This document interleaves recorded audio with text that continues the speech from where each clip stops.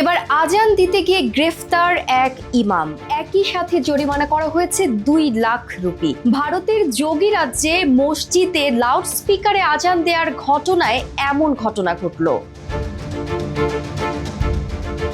সম্প্রতি একই এলাকায় মুঘল আমলের একটি মসজিদে সমীক্ষার ঘটনাকে কেন্দ্র করে ঘটা সংঘর্ষের ঘটনায় অন্তত 4 জন নিহতের ঘটনা ঘটেছে। জানা গেছে গ্রেফতারকৃত ইমামের নাম তাহজিব। স্থানীয় একটি মসজিদে ইমামতি করতেন তিনি। নামাজের ওয়াক্ত হওয়ায় স্পিকারে আজান দেন এই ইমাম। এতে অতিরিক্ত আওয়াজ ব্যবহারের অভিযোগ তুলে গ্রেফতার করা হয় তাহজিবকে।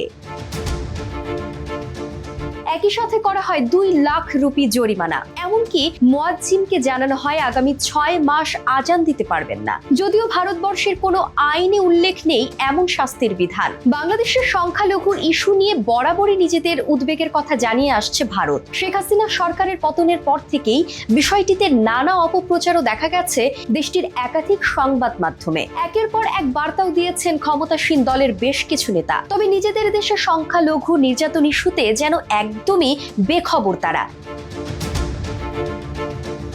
তবে এ প্রসঙ্গে ভারতের প্রধানমন্ত্রী নরেন্দ্র মোদীর সমালোচনা করেছেন কংগ্রেস নেতা রাহুল গান্ধী। বলেন, মোদী যেখানেই যান ধর্মে ধর্মে যুদ্ধ লাগিয়ে দেন।